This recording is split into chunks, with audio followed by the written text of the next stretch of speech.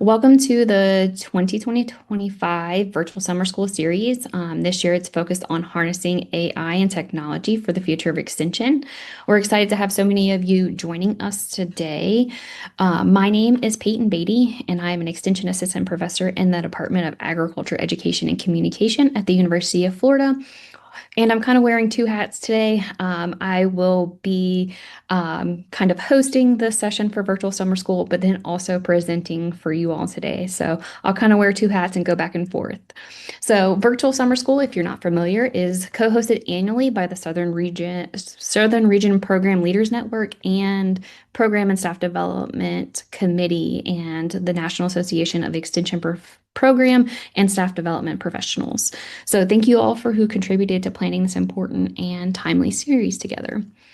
I will start off by introducing our speakers today. I'll first introduce my co-presenter, Jamie Luizzo. Dr. Jamie Luizzo is an associate professor in the Department of Agriculture, Education, and Communication and affiliate faculty of the School of Natural Resources and Environment at the University of Florida.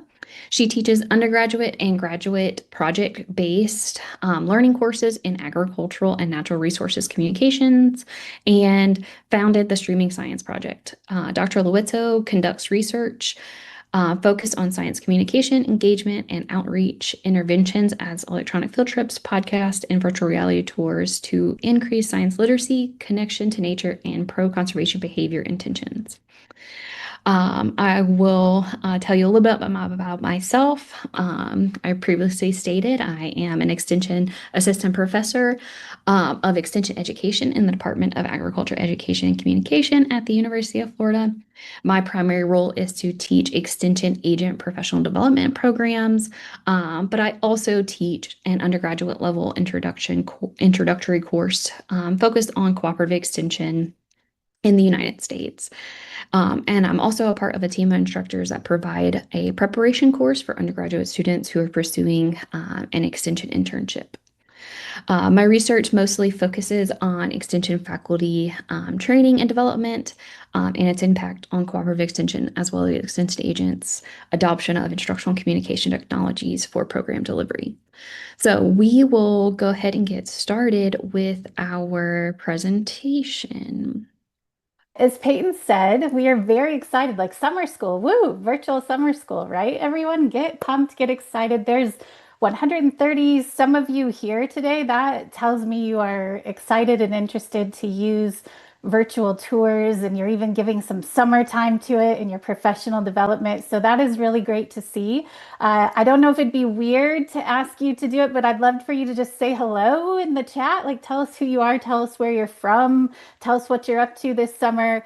Maybe it'll go crazy with this many of us on there. Maybe not. We'll see if you're shy or if you'd like to. But we would love to kind of hear from some of you in the chat and have this be a pretty interactive time with you today. So Peyton and I are talking to you about next level engagement, as she said, and sort of reaching your non-traditional audiences. So not necessarily learners that are sitting in a classroom per se to come to you for these typical things, but sort of in these gray areas of informal, non-formal engagement and some ways to use technology to reach them. So we already had some introductions, but I think it's kind of fun to show a little bit of behind the scenes about ourselves. I don't know if Peyton will like this or not, but we're going to. So Peyton and I have worked together probably going on like 5 or so years at this point, if not more, in this sort of instructional and communication technology field. And so Peyton was a doctoral student in our program and now a faculty member. And so we've had some experience behind the scenes trying to figure out how to use some of this technology we're going to tell you about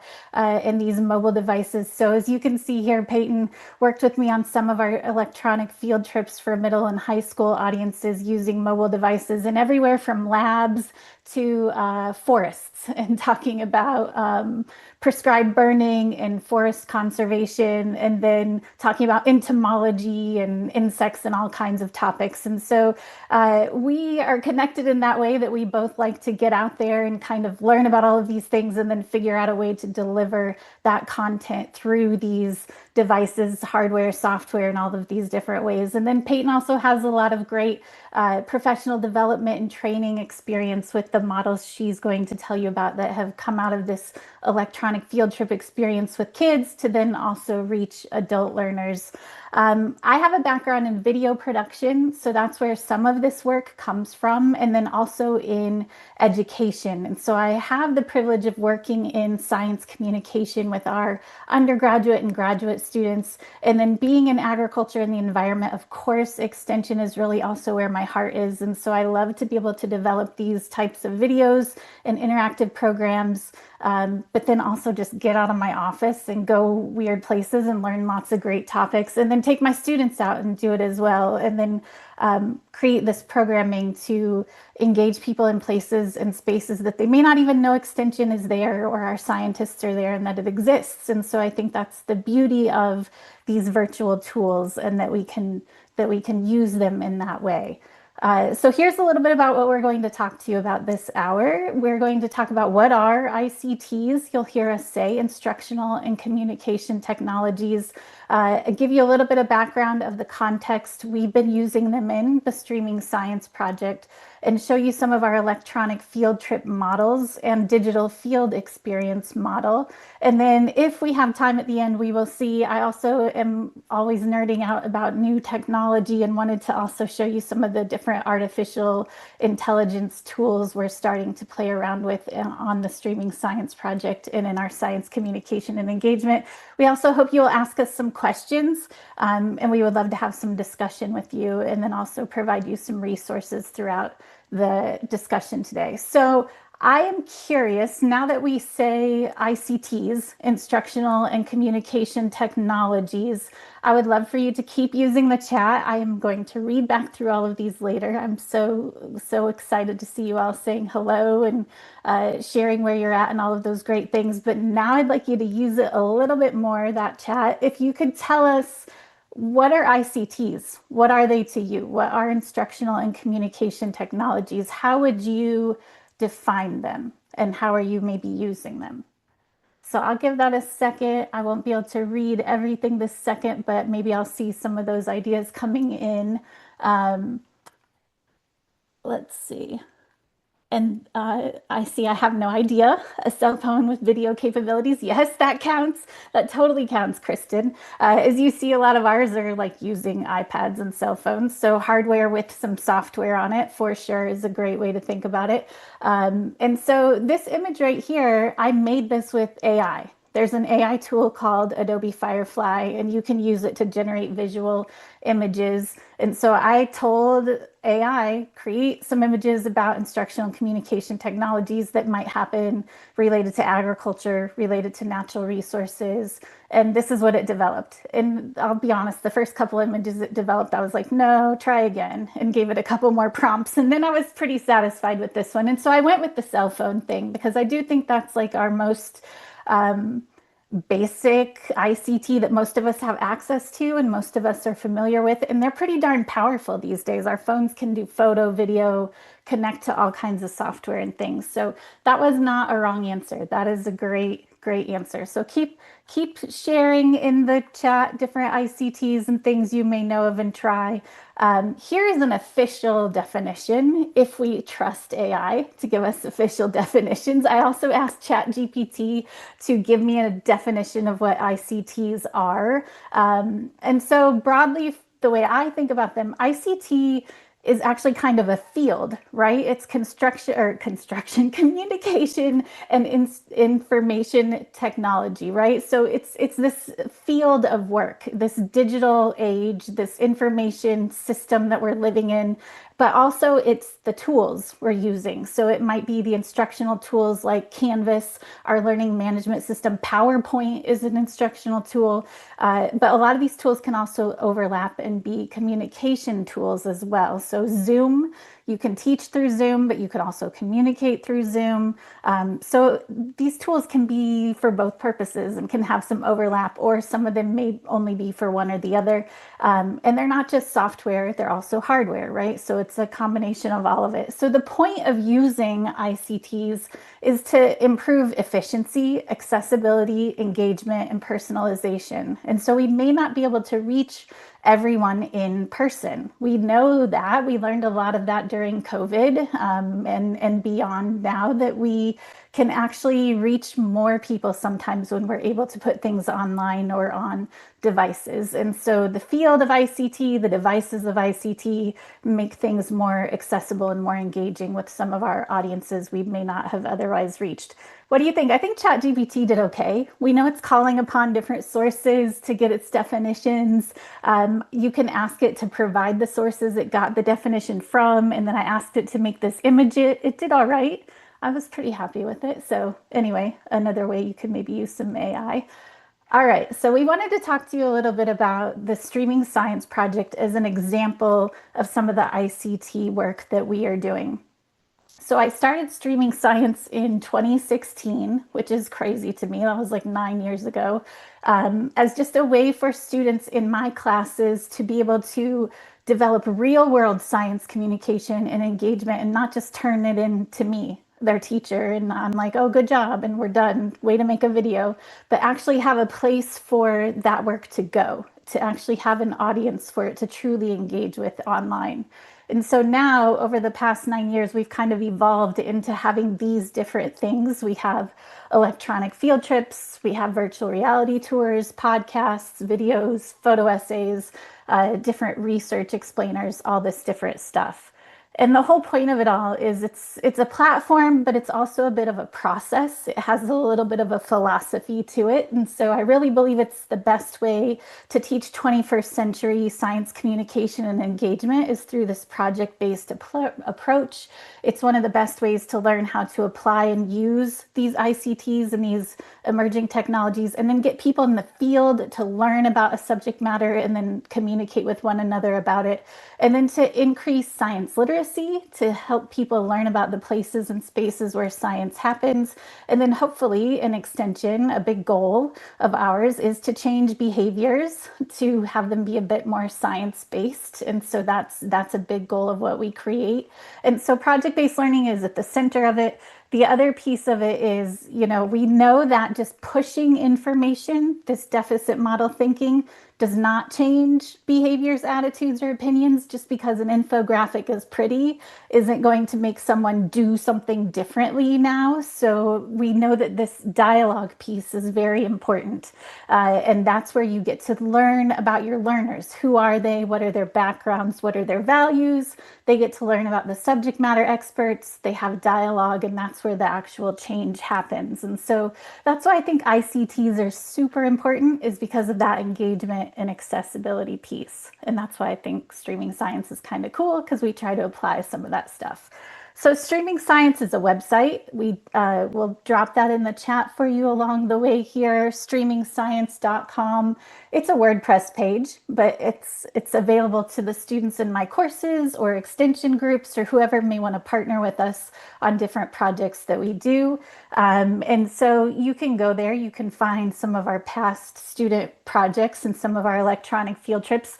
We're pretty happy with it. It's not huge, it's not super blown up, but it's sort of known through some of our land grants and through some of our degree programs and extension areas. So we have a decent amount of people visiting the website and engaging with the materials each month and over the years. So I'm pretty happy with this map that shows where the visitors are coming from and who we're reaching. And then here are some of our partners. We work on all kinds of different topics, especially being here in Florida. We get to work on a lot of, land, water, animal, all kinds of topics, and also nutrition, and also things that impact everyday lives, and connect our experts with people through our ICTs. And so we're pretty excited about, over the years, having worked with all of these different groups and being able to kind of take a theme each semester in partnership with our different groups, and then develop these interactive programs with our ICTs. All right, so I'm getting to the part I'm really supposed to talk about, the electronic field trips and how they work.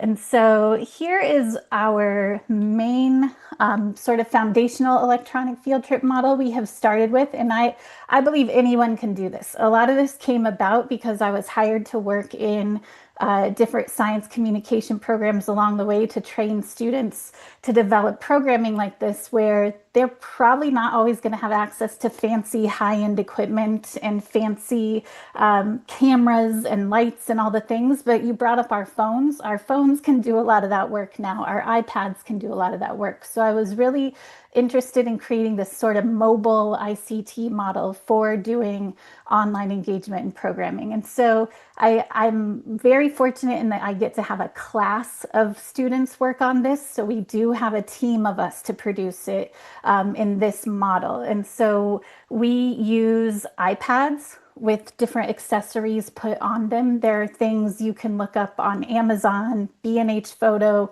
a website called The Iographer, where you can put different accessories on an iPad or a phone to basically then use it like a camera. And then we use software on those devices called Switcher Studio.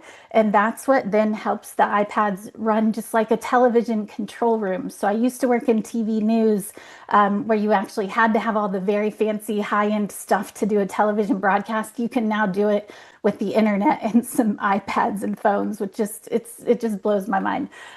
But if you look at it, you know, one device here in the center can operate like a director where they're deciding what's being on the screen and what's being shown, and they can switch between those things. And then the other iPads can connect to that director iPad, and then they work like television cameras essentially, and they can go around and show different things. You have to be where there's internet. That is the one caveat. So you need to kind of have a decent internet connection wherever you're going live. But you can also work off of, we use a Verizon MiFi jetpack, and whenever we don't have like institutional internet or a hard, solid building or something nearby, we try to use that jetpack to get some cell service where we can. So this is sort of our setup, and we have a whole team of us working on it, and we call it our one to many model. So it's a lot like today, like this webinar where you have a few people speaking and running the program and interacting, and then you might have a large audience watching. And so we mostly use the chat for that and not necessarily people unmuting or showing themselves and that sort of thing. And we've also worked with K-12 audiences mostly. And so we needed to fit this into school and after school program schedules. And a lot of times class periods vary. They might be an hour, they might be 35 minutes, they might be 45 minutes. And so we have sort of this model of you can only teach so much in an hour or less. You're not going to teach everything. And so you sort of have to narrow it down to 2 or 3 topics, keep them pretty streamlined, and then build in that question answer period. And so we do something like this, like introducing the topic, the location, the people, the experts, and take some questions, and then have maybe a demonstration or two, or have some pre-recorded photos and videos that play and we have in the different segments.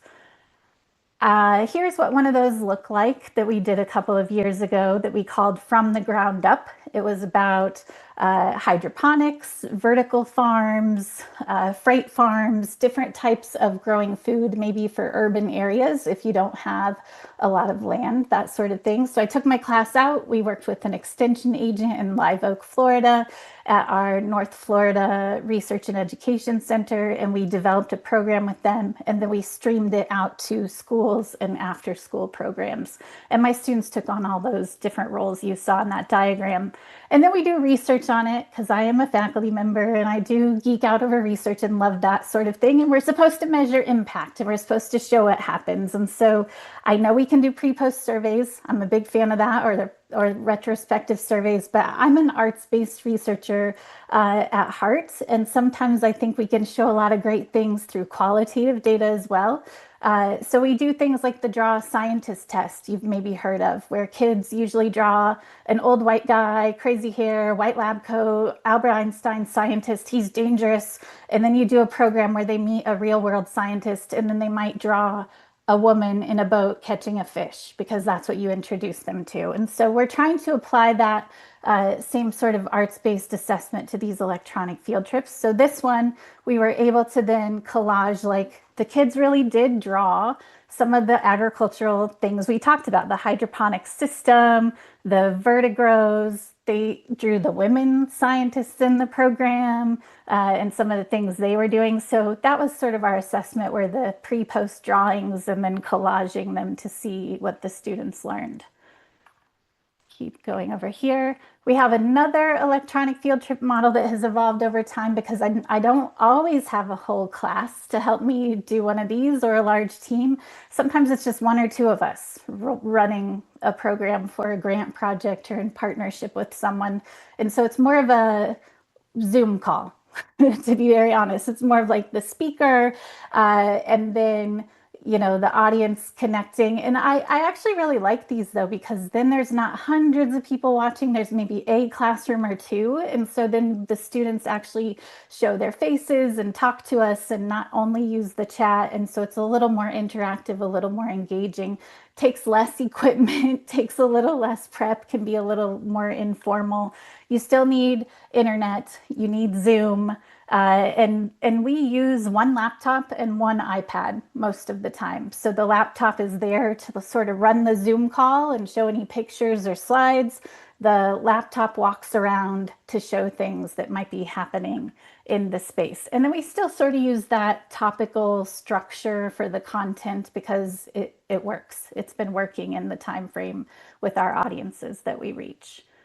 And then that programming sort of looks like this. Here's one we've done recently over the past couple of years, funded by the National Science Foundation, with one of our scientists, Dr. Christine Miller, in the top left corner of this. She studies insect weaponry and how nutrition impacts weaponry. So how bugs fight each other, and then how they evolve to adapt to their environments and things like that. So we take the students live to her lab to meet her graduate students and to see her research. So, we have the laptop here and the scientists talking to the kids and showing their slides and answering their questions. Then we have scientists actually working on moving the bugs around and talking about the different bugs. And kids love bugs if you're ever looking for a topic for them, and it's pretty cool. So we're also doing the arts-based research assessment with this as well, where the prompt is, we just said, in the box below, what do you think two bugs look like when they're fighting?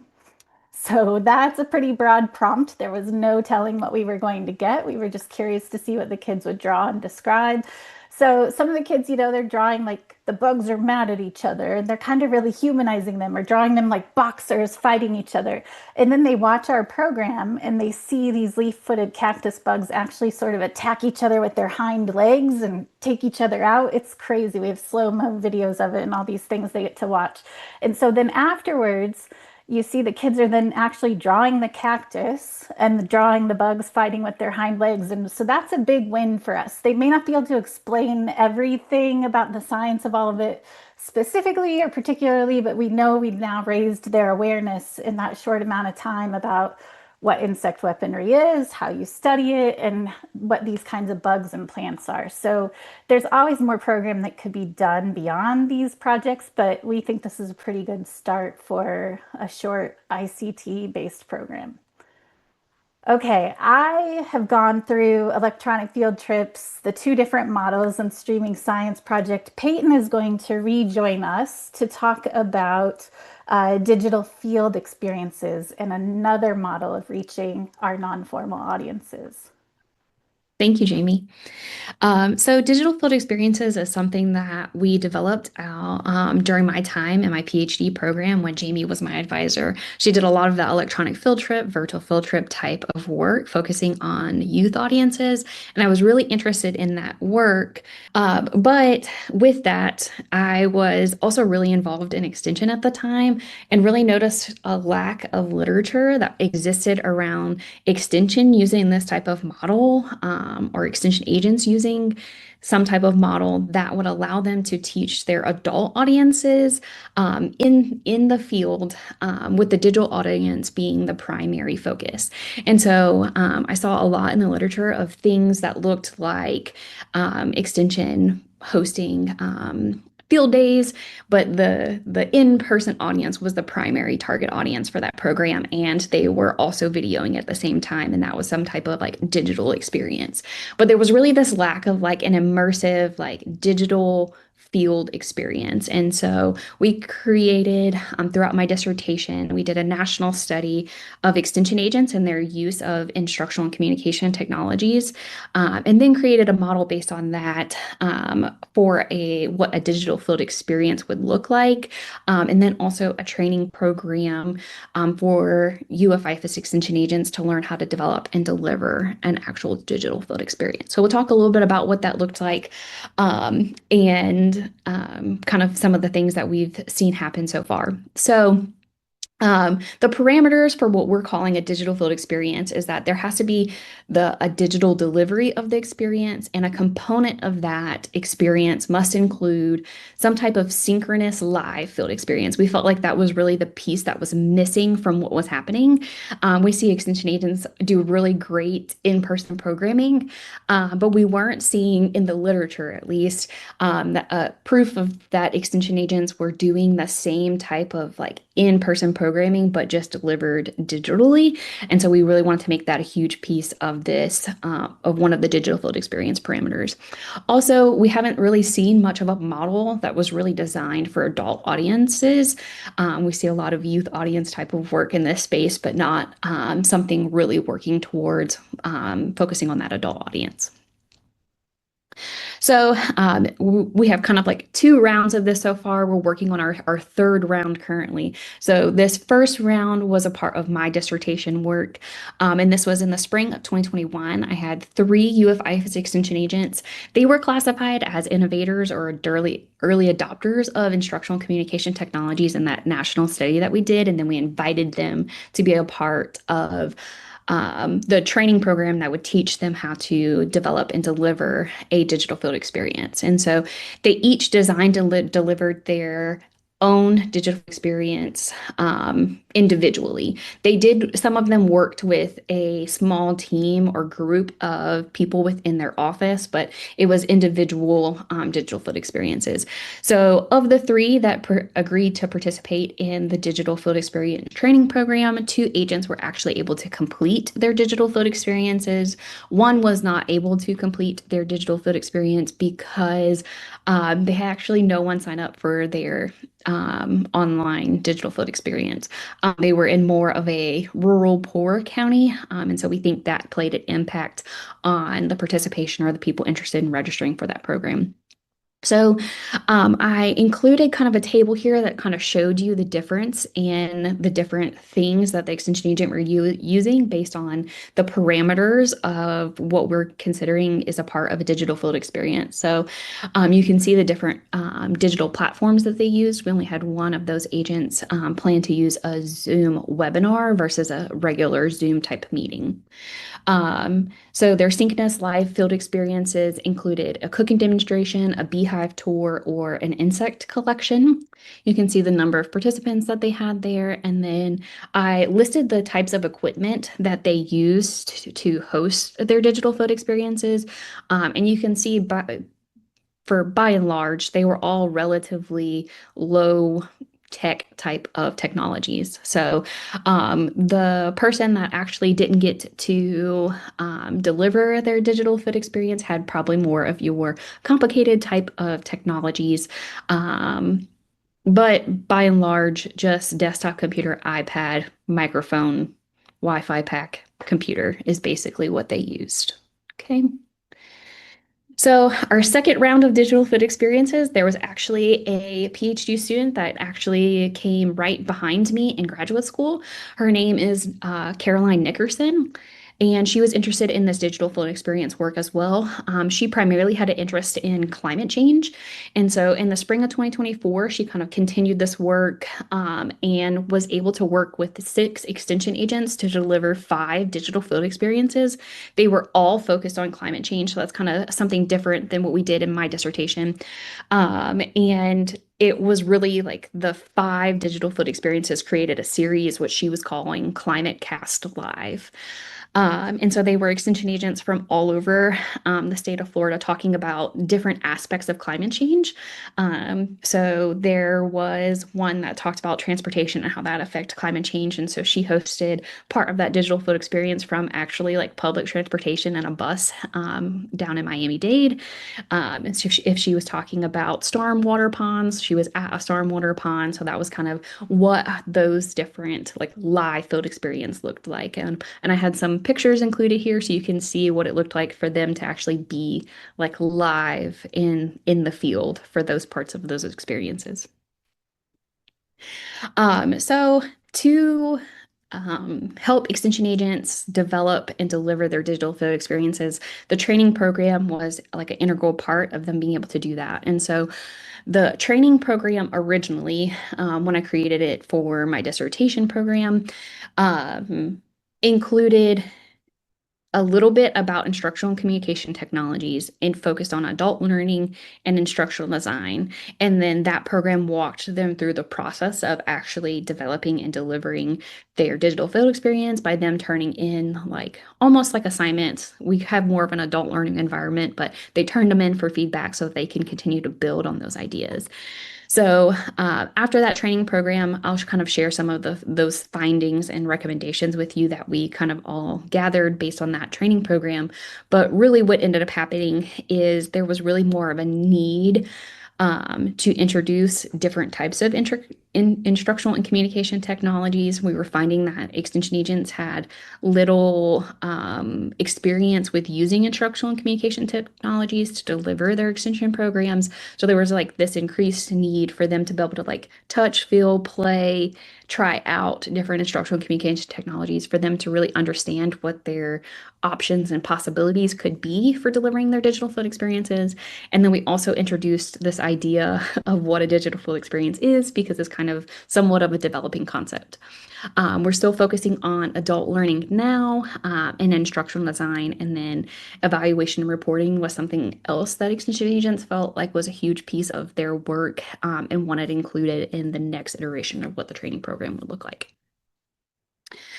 So based on our first two kind of like rounds of what the digital field experience looked like, it was decided based on our feedback from extension agents that a digital field experience is a suitable delivery method for extension program activities. But that again, that digital field experience training program was really integral in them learning how to complete a DFE. We kind of found that in the literature that this was not existing, but just working with these extension agents since then, it's kind of reiterated the fact that there is kind of a large learning curve for extension agents doing this type of work or delivering their programs in this way. And so the training program is an integral part of making sure that they have the knowledge and skills to be able to deliver their programs this way. And then I included some findings from Caroline's dissertation as well. I had more of a focus on the digital field experience model and the digital field experience training program for extension agents. Caroline took a little bit of a different approach and she focused a lot on the audience that was participating in the digital field experience. And so one of the really cool findings, I think, from Caroline's dissertation is that participants emerge with a greater understanding and appreciation for the services offered by Extension. And so I think this is a great way to reach audiences that Extension has traditionally not reached before in the past. And she was focusing on climate change and different things like that. And so she found that there was a significant increase in the intensity of participants' thoughts about environmental protection, the effects of pollution, and the belief in the impact of climate change. So some pretty good results there. And some of these that I kind of shared a little bit to recommendations that I have is that incorporating some type of session that will allow extension agents to really test out what their possibilities are in terms of using instructional and communication technologies. They just really didn't even know what they didn't know in the beginning, is what I found, and that really teaching them what they can use is really important for them to be able to effectively deliver their digital field experiences. Also, another huge part of what I found in my dissertation, and something I really didn't recognize in the beginning, I just thought I was doing what we would call good adult learning by providing them feedback so that they can continue to build their skills. But that feedback was really important to them. They had said in my dissertation work that they don't really get opportunities as adult learners at this point in their career that really provides them feedback other than, like your performance reviews and things like that, but actual feedback on the work that they're doing to help build their skills. And so that was an important piece to them, and we made sure to incorporate that in this next iteration of the program that we're doing. Also incorporating that evaluation and reporting piece was something big, um, mostly to extension, but in the state of Florida, we have a huge emphasis on evaluation and reporting. And so that was something that was important to them that they felt we should be talking about throughout this program, especially when they're using new ways of incorporating different delivery methods that they haven't used before. So we are currently in kind of like the third round of this digital field experience program.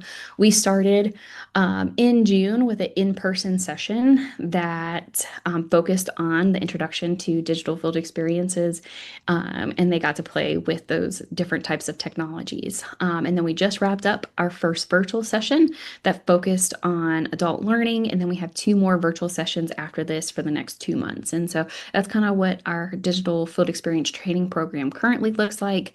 And we'll move into doing some research on that program to hopefully build the knowledge and the literature in that space so we can continue to keep developing this concept and this idea. Cheryl dropped in the chat for us the DFE model paper that we created based on the work that we did in my dissertation, and that has more in-depth like outlines of what the extension agents did for their actual digital field experiences, if you are interested in looking more at what that looked like. Okay, I'm gonna go ahead and turn it back over to Jamie. Okay.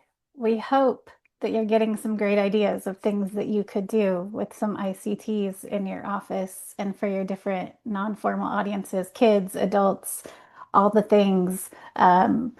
I will say AI is shaking it all up a bit, right? Like we're all living sort of in this new AI stuff that's happening. And I was taught how to use VHS cameras and VHS tapes and edit on big editing machines. And now we have our phones, YouTube, all this stuff. And now we have software that can create my voice and have my voice talk to you, or videos of me, all kinds of things that are a whole nother level and layer to all of this. And so we are just now starting to think about what does that mean for things like electronic field trips or digital field experiences if people can add AI components to them, AI speakers, AI images, AI engagement. And so it's a brave new world for all of that. As far as I'm concerned, I'm teaching myself as I'm going along, and my students know more than I know about it, to be honest. So I feel like it's reverse teaching. They are teaching me, and we are experimenting and trying as we go. So I did want to show you some of the things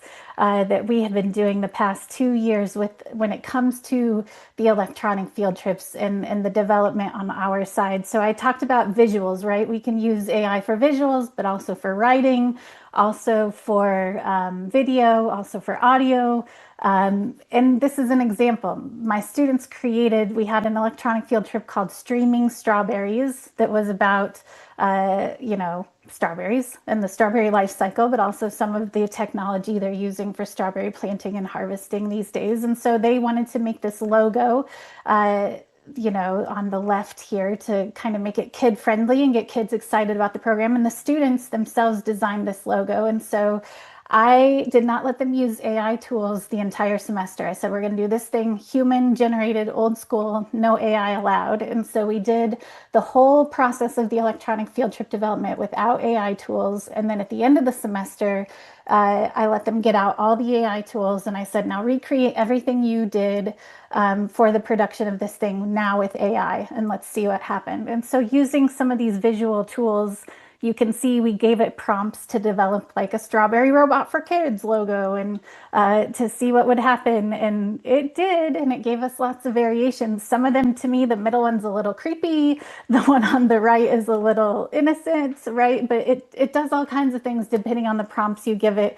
And then for communication practices, we still like the one on the left because it's going to print more simply and the color balance. We have all these reasons. But anyway, kind of a thing out of all of this is we love the tools. We think the tools can be used a whole lot for idea generation, to help us save time, to help us find and try different things. But we don't trust it all the way just yet. It still has a lot of typos and misspellings. It still maybe doesn't know certain things about color theory and balance.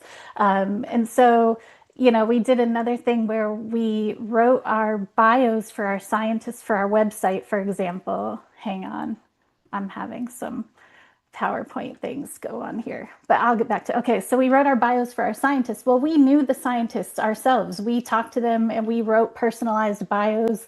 And then we asked ChatGPT to do it. ChatGPT doesn't know them personally. So it wrote whatever it found on the web, and it wasn't necessarily as personalized, or it wasn't necessarily as contextual. So we're saying our findings so far is use all the tools, test them out, do what you can. I would love to see you in the chat put some ideas of some of the tools you're starting to use for communication projects and processes. And what are some of the things you're finding out? We're also using a tool called Descript for audio recording and AI avatar voices and podcasting, and doing some research with that. Do we trust Descript? Do we trust the avatar voices? What are they doing? And my students so far are saying these tools are great, but let's make sure it's still human AI generated, not just only AI generated, and that we're checking it and making sure it's honest and true, and that we're still in control of what it's doing, right? So that's just a little bit about some of the tools we're using and ways we're using them and what we're starting to find out about them.